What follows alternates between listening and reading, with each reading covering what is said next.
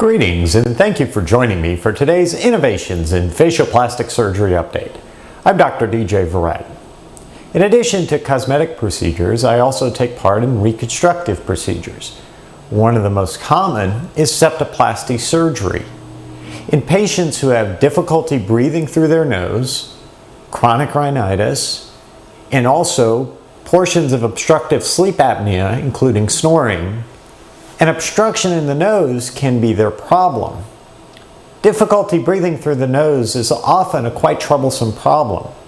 It can have effects on the person, and if it's part of a larger obstructive sleep apnea component, can actually have physiologic effects, including increasing heart size, hypertension, and other forms of pulmonary abnormalities.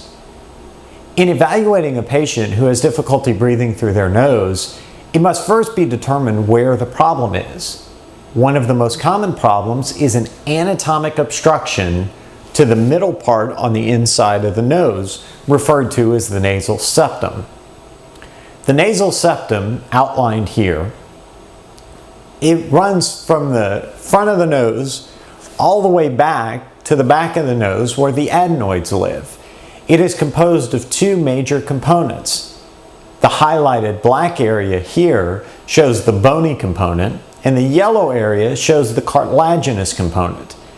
A deviation of either one of these can create an anatomic abnormality in the nose and create difficulty breathing through the nose.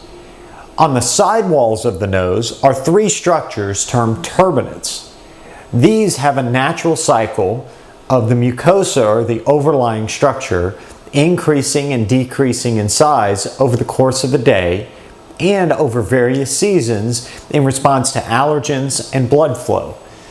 Decreasing the size of the mucosa overlying the turbinates and also breaking the bone so that it pushes more towards the outside part of the nose can be helpful in increasing nasal airway and breathing through the nose.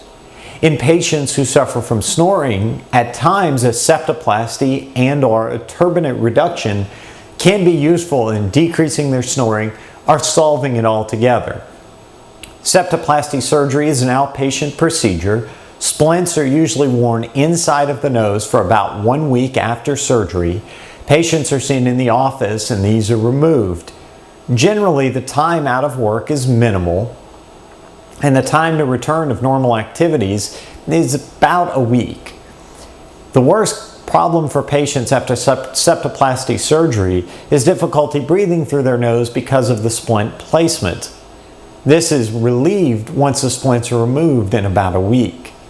For more information about septoplasty, rhinoplasty, and other nasal reshaping surgeries, please visit my website at www.innovationsfps.com. I'm Dr. DJ Verrett. Thank you so much for joining me. Have a great day.